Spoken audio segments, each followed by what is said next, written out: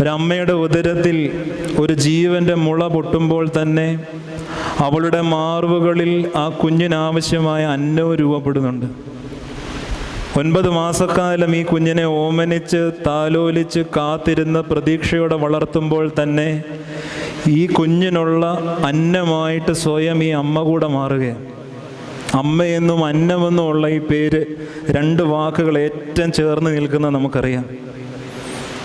എത്രത്തോളം നിങ്ങളൊരു മനുഷ്യനെ സ്നേഹിക്കുന്നു, ആ സ്നേഹത്തിൻ്റെ ഏറ്റവും പാരമ്യം എന്ന് പറയുന്നത് നിങ്ങൾ ആ മനുഷ്യന് നിങ്ങളെ തന്നെ അന്നമായി കൊടുക്കുന്നതാണ്. പ്രിയമുള്ളവരെ, അമ്മ സ്വന്തം ശരീരത്തിൽ നിന്നും മാർവിൽ നിന്നും ഈ കുഞ്ഞിന് ഇങ്ങനെ ജീവൻ പകർന്ന് അന്നം കൊടുത്ത് പോഷിപ്പിക്കുന്നത് പോലെ, അതിൻ്റെ ഏറ്റവും നല്ല ഉദാഹരണത്തിലാണ് കർത്താവ് നമ്മളോട് പറയുന്നത്, ഞാൻ സ്വർഗത്തിൽ നിന്നിറങ്ങി വന്ന അപ്പമാകുന്നു.